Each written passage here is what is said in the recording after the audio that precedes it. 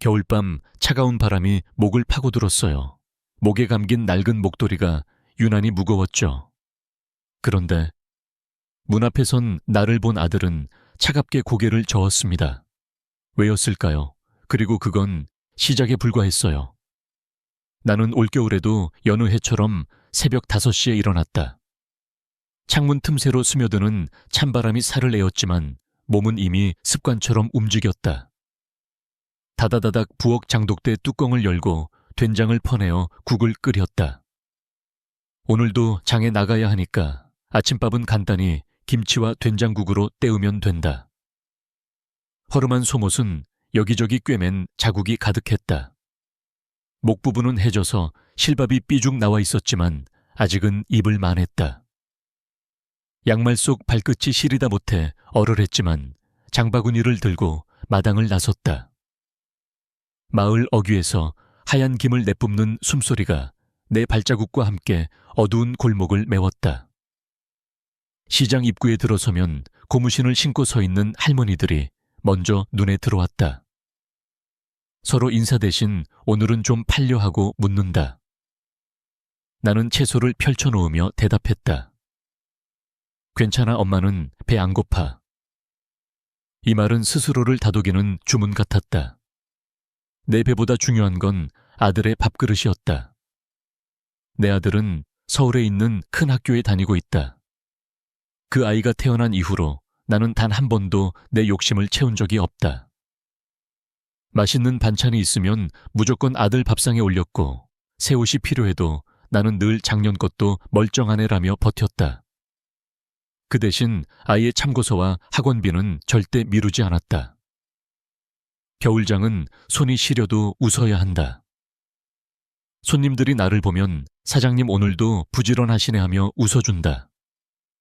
그 말이 고마워서 나는 더 크게 웃는다. 장터의 국밥집에서는 뜨거운 김이 피어오르고 갓 튀긴 호떡 냄새가 골목을 감싼다.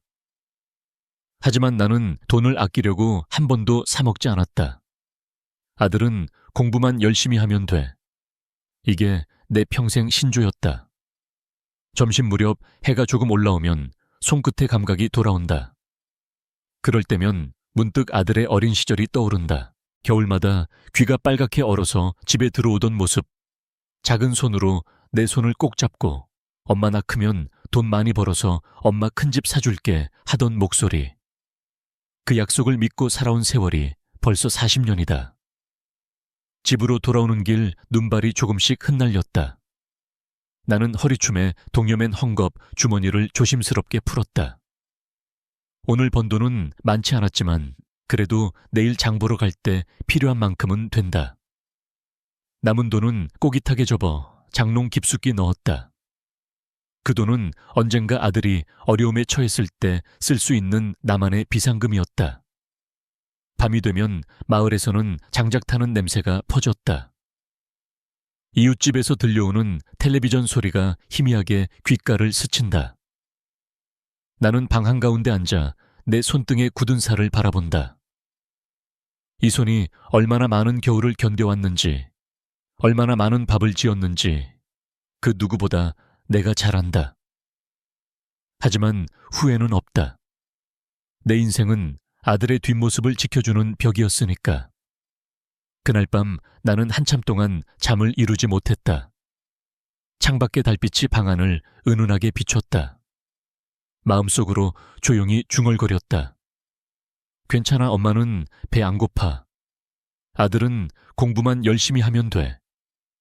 이 말이 내 마음속 가장 따뜻한 불씨였다. 아들이 서울로 떠나던 날 마을엔 이른 봄 햇살이 내려앉아 있었다. 나는 새벽부터 부엌을 서성였다. 전날 밤 늦게까지 콩나물국을 끓이고 김치를 꺼내고 달걀을 삶아 도시락을 준비했다. 버스 안에서 허기질까봐 내가 먹고 싶던 반찬도 아들 몫으로만 챙겼다. 버스 시간은 아침 8시. 그 시간에 맞춰 집에서 걸어 나가려니 발걸음이 자꾸만 느려졌다. 아들이 작은 가방을 메고 서 있는 뒷모습이 낯설었다. 이제는 마을 뒷산보다 높은 빌딩이 있는 곳에서 살게 되겠지. 시장 골목 대신 넓은 거리를 걸으며 커피를 마시겠지. 그 생각에 자랑스러우면서도 왠지 모르게 가슴 한켠이 시렸다. 버스터미널 앞에는 몇몇 부모들이 자식들을 배웅하고 있었다. 누군가는 웃으며 손을 흔들었고 또 누군가는 눈시울을 붉혔다. 나는 주머니 속에서 꺼낸 작은 상자를 아들에게 건넸다. 그 안에는 내가 직접 짠 목도리가 들어있었다. 서울 가서 꼭 성공해야 한다.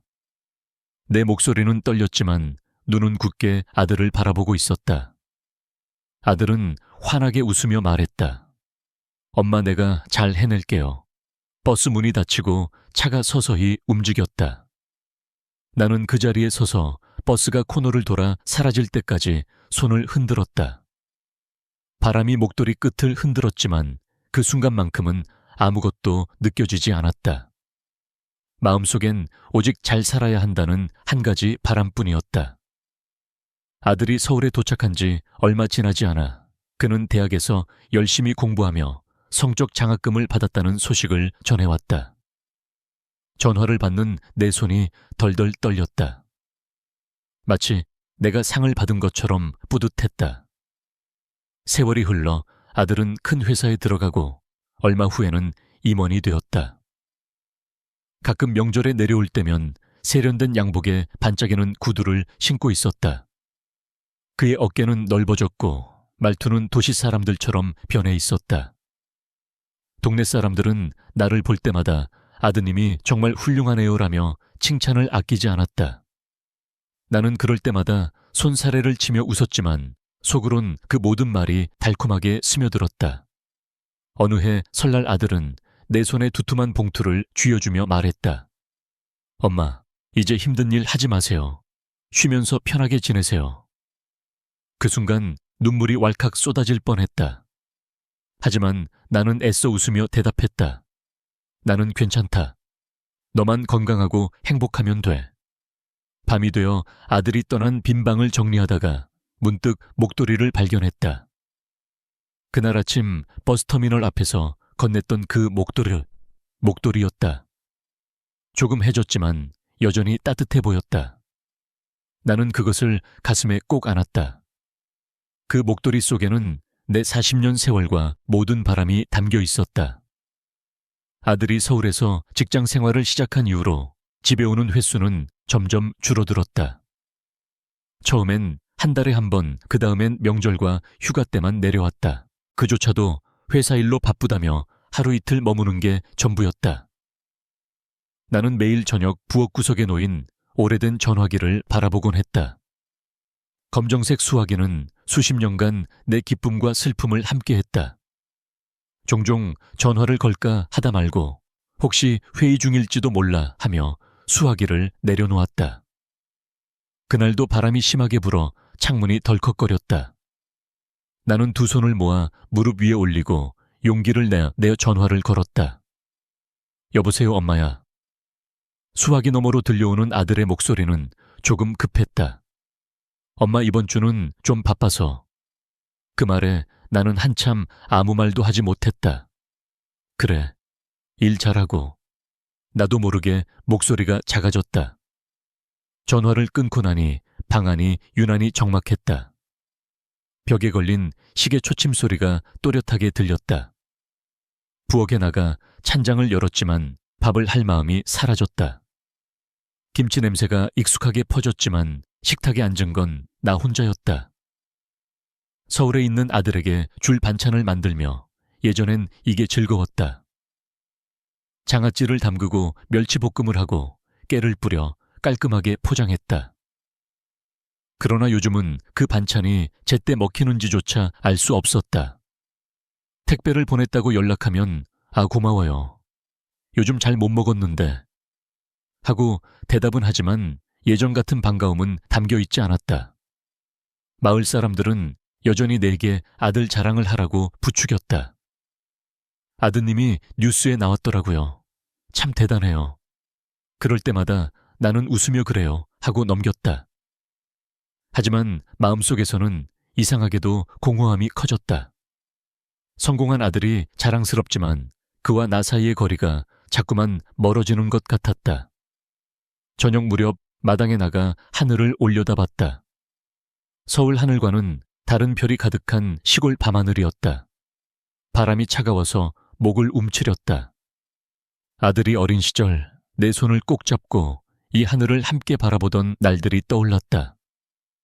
그때는 내가 세상에서 가장 든든한 사람이었는데 지금은 그 자리에 회사 동료들과 바쁜 일정이 대신 자리한 듯 했다. 방에 돌아와 전화기를 한 번 더 바라봤다. 오늘은 전화가 오지 않았다. 벽에 걸린 달력의 빨간 날이 멀게만 느껴졌다. 그날을 기다리며 하루하루를 보내는 것이 내 일상이 되었지만 가끔은 두려웠다. 혹시 그 기다림이 언젠가 무의미해질까봐. 아들과의 거리가 점점 멀어지고 있다는 걸 느낀 건 어느 겨울이었다. 전화기 너머로 들려오는 그의 목소리는 늘 바빴고 나를 위한 자리는 점점 좁아졌다. 마음 한구석이 서늘해졌다. 혹시나 정말로 나를 잊는 날이 올지도 모른다는 생각이 들었다. 그날 밤 이불 속에서 오랫동안 뒤척였다. 창밖으로 달빛이 스며들었지만 마음은 무겁기만 했다. 내가 가진 걸 모두 잃었다고 하면 그 애는 어떤 표정을 지을까? 스스로도 낯선 생각이 들었다. 하지만 그게 아니면 아들의 진심을 확인할 방법이 없을 것 같았다. 다음 날 나는 오래도록 써온 장롱 속을 뒤졌다. 몇십 년 함께한 식기 아버지와 함께 산 논밭에서 가져온 나무도마 할머니 때부터 내려오던 녹그릇까지 하나씩 정리하며 눈시울이 붉어졌다. 그래도 마음을 단단히 먹고 마을 사람들에게 팔거나 나눠주었다. 집 안은 금세 휑해졌다. 거실 한쪽에 있던 나무 장식장도 벽에 걸린 사진 액자도 사라졌다. 오로지 방구석에 놓인 작은 가방 하나만 남았다. 그 안에는 옷 몇 벌과 낡은 지갑, 그리고 아들이 어릴 적 그린 그림 몇 장이 들어있었다. 밤이 되자 나는 그 가방을 들고 버스 정류장으로 향했다. 차가운 바람이 볼을 스쳤다. 길가에 가로등 불빛이 희미하게 깜빡였다. 버스에 오르기 전 나는 스스로에게 말했다. 나 이제 갈 데가 없구나. 그 말이 입 밖으로 새어나오는 순간 가슴이 먹먹해졌다. 버스 안은 조용했다. 창밖엔 겨울밤의 어둠이 길게 이어지고 드문드문 눈송이가 흩날렸다. 나는 창문에 이마를 대고 속삭였다. 서울에 가면 아들이 반겨줄까? 목소리가 유리창에 부딪혀 사라졌다. 한참을 달려 도착한 서울의 밤거리는 화려했다. 넌사인이 반짝이고 바쁘게 오가는 사람들 사이에서 나는 한참 동안 멈춰 섰다. 낯선 공기 속에서 손에 쥔 가방이 유난히 가벼워 보였다. 아들의 아파트로 향하는 길 발걸음이 자꾸 느려졌다. 가방 속에서 그림을 꺼내 잠시 바라봤다. 아직도 그때의 색연필 냄새가 남아있는 듯 했다. 그 시절의 아들은 나를 세상에서 제일 좋아했는데 이젠 그 마음이 남아있을까? 나는 깊게 숨을 들이쉬고 아들의 집이 있는 건물 앞에 섰다. 밝게 빛나는 로비의 유리문 너머로 전혀 다른 세상이 보였다. 이제 곧 진짜 시험이 시작될 것이다. 아들의 아파트 앞에 서자 유리문이 칙 하는 소리와 함께 자동으로 열렸다가 이내 조용히 닫혔다. 로비 안은 은은한 조명이 고급스럽게 번져 있었고 바닥은 대리석처럼 매끈하게 빛났다. 나는 잠시 그 문 앞에 서서 숨을 고르며 손에 든 가방끈을 꽉 쥐었다. 차가운 손바닥에 땀이 스며들었다. 관리실을 지나 엘리베이터에 오르자 벽면 거울 속에 내 모습이 또렷이 비쳤다. 낡은 코트는 군데군데 해져 있었고 구두 앞코는 다라색이 바랬다. 얼굴엔 세월이 새긴 주름이 촘촘히 자리 잡고 있었다. 나 자신도 순간 이 모습이 아들에게 어떻게 보일지 궁금해졌다. 괜히 목도리를 고쳐매며 마음을 다잡았다. 도어벨을 누르는 손가락이 가볍게 떨렸다. 띵동 소리가 울리고 안쪽에서 인기척이 났다. 문이 열리자 깔끔한 셔츠 차림의 아들이 나타났다. 그의 표정에는 놀람과 동시에 알 수 없는 당황스러움이 스쳤다. 엄마, 여기 웬일이세요? 나는 억지로 미소를 지으며 말했다. 그냥 갈 데가 없어서 왔다. 그 한마디에 아들은 잠시 눈을 피했다. 그리고 문틈을 살짝 닫으며 낮은 목소리로 말했다. 엄마 지금은 좀 곤란해요. 그 순간 그 말이 내 가슴을 깊게 찔렀다. 마치 수십 년 동안 쌓아올린 시간과 희생이 한순간에 무너져 내리는 듯한 느낌이었다.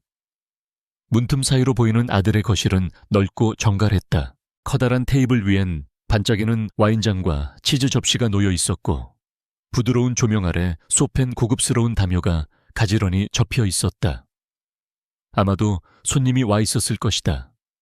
그곳에는 내가 앉을 자리 하나 없는 것 같았다. 나는 목구멍까지 차오르는 말을 꾹 삼키고 최대한 평온한 목소리로 말했다. 그래, 알았다. 그 말을 남기고 천천히 뒤돌았다. 발걸음이 엘리베이터까지 이어지는 동안 귀에는 아파트 복도에 정적만이 메아리 쳤다. 엘리베이터 문이 닫히는 순간 유리 안에 비친 내 표정이 너무나도 낯설게 느껴졌다. 아들을 위해 평생을 달려온 여인이 아니라 초대받지 않은 손님처럼 보였다. 밖으로 나오자 겨울밤의 찬바람이 얼굴을 스쳤다. 빛나는 넌사인이 거리를 물들이고 사람들은 웃으며 걸어갔다. 그러나 그 모든 화려함이 나와는 아무 상관이 없었다. 정류장으로 향하는 길목 가로등 불빛 아래 눈송이가 흩날렸다. 가방 속에서 아들이 어릴 적 그린 크레파스 그림이 손끝에 닿았다. 하얀 도화지 위에 그려진 작은 집과 해맑은 웃음의 가족. 그 그림 속 엄마는 언제나 아들의 바로 옆에 있었다. 그런데 현실 속의 나는 그 집 문 앞에서 돌아서는 사람이었다. 버스를 기다리며 나는 하늘을 올려다봤다. 서울의 밤하늘에는 별이 거의 보이지 않았다. 어릴 적 아들과 시골 마당에서 별을 세던 기억이 떠올랐다. 그때 아들은 내 손을 꼭 잡고 엄마 나 크면 꼭 엄마랑 같이 살 거야 라고 했었다. 그 약속이 찬바람 속에서 멀리 흩어지는 것만 같았다. 그날 밤 나는 서울 거리를 오랫동안 걸었다. 사람들 사이를 스치며 발걸음이 무겁게 가라앉았다. 이상하게도 눈물은 나오지 않았다. 아마도 아직도 마음 한편에서 다음엔 다를 거야 라는 작은 희망이 꺼지지 않고 있었기 때문일 것이다. 아들의 아파트 앞에서 돌아온 다음 날 나는 다시 고향으로 내려왔다. 서울의 화려한 불빛과 차가운 도시 공기가 멀어지고 시골의 서늘한 바람이 폐 속 깊이 스며들었다. 하지만 마음속은 여전히 무거웠다. 마치 무언가 오래 묵혀둔 상자가 갑자기 열릴 듯한 불안감이 나를 짓눌렀다. 집 문을 열자 낯익은 냄새가 코끝을 스쳤다. 그러나 예전처럼 따뜻하게 느껴지지 않았다. 부엌 한쪽에는 내가 쓰던 나무 도마가 여전히 기대어 있었고 장롱 위에는 팔리지 않고 남은 녹그릇 하나가 덩그러니 놓여 있었다. 그 녹그릇은 내 어머니 그러니까 아들의 외할머니가 결혼할 때 가져오신 것으로 세월 속에서 반짝임은 옅어졌지만 그 무게는 변함없었다. 손끝으로 표면을 쓰다듬자 오랜 세월의 차가움과 온기가 동시에 느껴졌다. 며칠 뒤 마을에서 오랫동안 알고 지낸 이웃이 찾아왔다. 그는 평소처럼 따뜻한 보리차를 따라주었지만 표정은 어딘가 망설임이 있었다. 누님, 제가 괜한 말 하는 건 아닌데요. 들었어요. 아드님 젊을 때 빚 많이 졌을 때 누님이 그 땅 팔아서 갚아주셨다면서요. 그 말을 듣는 순간 심장이 철렁 내려앉았다. 잊은 적은 없었지만 일부러 꺼내지 않았던 기억이 눈앞에 선명하게 되살아났다. 그건 아들이 막 대학을 졸업하고 사업을 시작했을 때였다. 처음엔 잘 나가는 듯 했지만 한 번의 투자 실패로 상황은 급격히 악화됐다. 빚은 눈덩이처럼 불어났고 은행에서도 친척들도 모두 등을 돌렸다. 나는 그때 마지막 남은 선택을 했다. 조상 대대로 내려오던 농과 밭을 팔기로 한 것이다. 그 땅은 네 아버지와 내가 평생 지킨 거야. 그런데 널 위해 팔았잖아. 계약서 위에 도장을 찍던 날 손이 떨려서 제대로 찍히지 않은 도장 자국이 아직도 눈에 선하다. 그때 나는 한 번도 울지 않았다. 울면 마음이 약해질 것 같아서 눈물을 꾹 참았다. 그 돈으로 아들의 빚을 모두 갚고 새 출발을 하게 해주었다. 그 후로 나는 다시 장에 나가 새벽부터 밤까지 일했다. 내 손바닥에는 굳은 살이 박혔고 겨울에는 손끝이 터져 피가 났다. 그래도 힘들다는 생각보다 아들이 다시 일어서면 됐다는 마음 하나로 버텼다. 하지만 그 사실을 누구에게도 말하지 않았다. 아들에게조차도 내가 한 일은 당연한 것이라고 믿었기 때문이다. 보리차 향이 코끝을 스쳤지만 목이 메어 삼키기 힘들었다. 이웃은 한숨을 내쉬며 말했다. 그렇게까지 하셨는데 이번 일은 너무 하시네요. 나는 억지로 웃었지만 가슴속에서는 차가운 바람이 몰아쳤다. 그날 밤 장롱 깊숙이 넣어둔 땅 문서 사본을 꺼냈다. 누렇게 바랜 종이 위에 선명하게 남은 아버지의 이름과 내 이름 그리고 붉은 도장이 있었다. 손에 쥐니 그때의 결심과 두려움 그리고 무슨 일이 있어도 아들을 지키겠다는 간절함이 함께 되살아났다. 창문을 열어 밤하늘을 바라봤다. 시골의 하늘은 여전히 별이 가득했지만 내 마음속 별빛은 어쩐지 예전보다 희미해져 있었다. 그 빛이 완전히 사라지기 전에 나는 무엇을 해야 할까? 답을 찾지 못한 채 창문을 닫고 조용히 등을 기대었다. 며칠 뒤 뜻밖에도 아들이 고향으로 내려왔다. 자동차가 마당 앞에 멈추는 소리를 듣는 순간 내 가슴이 묘하게 쿵 내려앉았다. 그러나 이번에는 예전처럼 환하게 웃으며 뛰어들어오는 모습이 아니었다. 차문을 닫고 다가오는 그의 발걸음은 무거웠고 표정에는 복잡한 감정이 서려 있었다. 문 앞에서 한참을 서성인 끝에 그는 낮게 말했다. 엄마, 내가 잘못했어요. 그 한마디에 담긴 무게가 내 마음속으로 천천히 스며들었다. 하지만 나는 대답하지 않았다. 대신 들어가자. 날씨 춥다. 하고 부엌으로 향했다. 주전자에 물을 올리고 찻잔을 꺼내는 손이 조금 떨렸다. 물이 끓는 동안 예전 기억들이 줄줄이 떠올랐다. 어린 시절 비 오는 날마다 내 손을 꼭 잡고 달리던 아이. 장에서 돌아오면 엄마 뭐 사왔어요? 하고 현관으로 달려오던 얼굴. 그리고 대학 입학 통지서를 받아들고 울던 그날의 포옹. 아들은 차를 한 모금 마시더니 눈을 피하며 물었다. 그 땅. 정말 엄마가 다 팔아서 빚 갚으신 거예요. 나는 잠시 침묵하다 고개를 천천히 끄덕였다. 그 땅은 네 아버지와 내가 평생 지킨 거야. 그런데 널 위해 팔았잖아. 그 순간 아들의 눈가가 붉어졌다.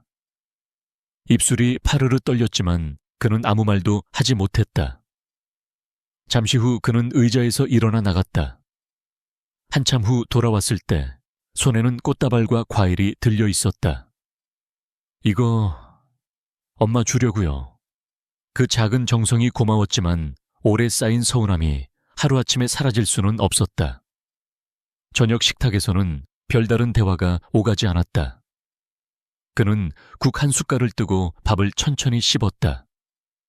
가끔 나를 힐끗 바라보는 눈빛 속에는 미안함이 가득했지만 나는 애써 그 시선을 피했다. 밤이 깊어가자 아들은 방으로 들어갔고 나는 홀로 마루에 앉았다. 창밖으로 달빛이 은은하게 내려앉았다. 손에 쥔 것은 아들이 어린 시절에 짰던 작은 목도리. 거칠게 엮인 실 사이로 세월이 스며 있었다. 이젠 어디서 찾아야 하지 그 말이 가슴속에서 맴돌았다.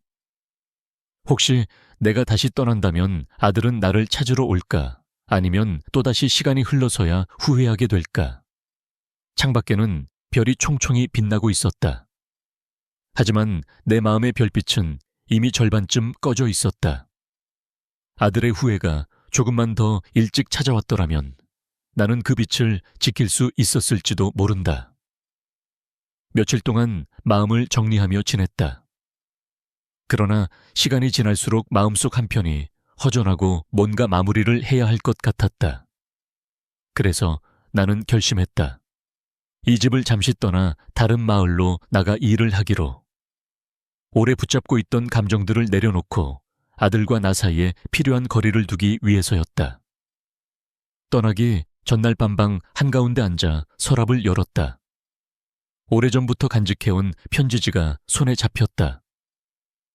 얇고 부드러운 종이를 꺼내는 순간 바스락거리는 소리가 조용한 방 안에 울렸다.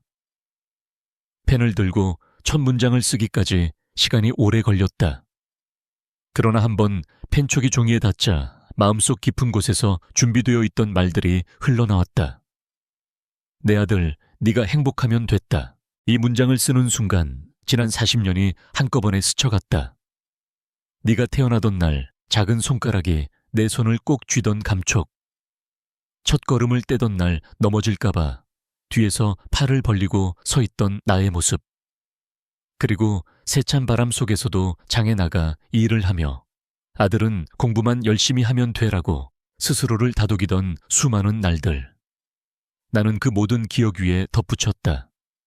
미안하다. 그리고 사랑한다. 짧지만 내 인생 전부를 담은 한 줄이었다. 편지를 봉투에 넣고 아들이 반드시 볼 수 있는 책상 위에 올려두었다. 그 옆에는 아들이 어린 시절 그린 가족 그림과 내가 직접 짠 목도리를 나란히 놓았다. 그림 속에 우리는 항상 웃고 있었고 목도리에는 그 시절의 따뜻함이 고스란히 담겨 있었다. 아침이 밝아오자 나는 마당 끝 감나무를 바라보았다. 앙상한 가지에 몇 개 남은 감이 겨울바람에 흔들렸다. 발걸음을 옮기기 전 나는 집안을 마지막으로 둘러봤다. 부엌의 나무, 도마 장독대 창문 틈으로 들어오던 햇빛까지. 모든 것이 익숙하고 동시에 멀어지는 것 같았다. 그날 저녁 아들이 집에 도착했다. 현관문을 열고 들어온 그는 집안이 조용한 것을 이상하게 여겼다. 엄마하고 부르며 방을 둘러보다가 책상 위에 봉투를 발견했다. 봉투에는 내 글씨로 아들에게라고 쓰여 있었다. 그는 잠시 봉투를 손에 쥔 채 서 있었다. 떨리는 손가락으로 봉투를 열고 편지를 꺼냈다. 내 아들, 네가 행복하면 됐다 라는 첫 문장을 읽는 순간 그의 눈가가 젖기 시작했다. 이어지는 문장에서 그리고 마지막 미안하다. 그리고 사랑한다 라는 글씨에서 눈물이 종이 위로 떨어졌다. 눈물방울이 잉크를 번지게 하며 작은 얼룩을 남겼다. 그는 편지를 무릎 위에 놓고 두 손으로 얼굴을 감쌌다. 어깨가 천천히 들썩였다. 한참 후 그는 목도리를 집어들었다. 거칠게 짜인 실을 손끝으로 천천히 쓰다듬으며 어릴 적 겨울날 내 손을 꼭 잡고 눈길을 걸었던 기억이 떠올랐을 것이다. 그때 나는 늘 그의 목에 이 목도리를 감아주며 감기 걸리지 마라 라고 말했다. 방 안은 고요했지만 그 침묵 속에는 수많은 말과 감정이 흘렀다. 나는 그 자리에 없었지만 아들의 떨리는 숨소리와 뜨거운 눈물의 온도가 멀리 있는 내게까지 전해지는 것만 같았다.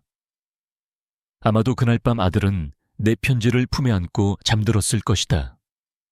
그리고 나는 먼 마을의 작은 방에서 창문을 열어 하늘을 올려다봤다. 멀리 떨어져 있어도 우리는 같은 달빛 아래 있었다. 그 순간 나는 조용히 중얼거렸다. 괜찮다. 이제 너도 알았으니까. 40년 동안 한 어머니는 자신의 모든 것을 내어주며 아들을 키웠습니다. 배고픔을 참아가며 손이 터지고 허리가 굽어도 단 한 번도 자신을 먼저 생각하지 않았습니다. 그러나 그 희생은 당연한 것이 아니었습니다. 그것은 사랑이었고 평생의 선택이었습니다. 이 이야기는 우리에게 묻습니다. 부모와 자식 사이의 사랑은 깊지만 그 안에도 지켜야 할 마음의 거리와 존중의 경계가 있습니다. 부모의 헌신을 자식이 당연하게 여기는 순간 그 관계의 온기는 서서히 식어갑니다. 그리고 자식이 후회하는 순간은 때로 너무 늦게 찾아옵니다. 지금 우리 곁에 계신 부모님 혹은 나를 위해 젊음을 바친 누군가가 있다면 오늘 바로 그 마음을 전해보는 건 어떨까요? 고맙다. 한마디 사랑한다. 한마디가 그들의 인생을 따뜻하게 감싸줄 수 있습니다. 이 영상을 보고 계신 여러분 혹시 비슷한 경험이 있으신가요? 부모님의 희생을 늦게 깨달았던 순간 혹은 자식에게 바라고 싶었던 한마디. 여러분의 이야기를 댓글로 나눠주세요. 그 한 줄의 이야기가 누군가의 마음을 움직이고 잊고 있던 가족의 온기를 되살릴지도 모릅니다.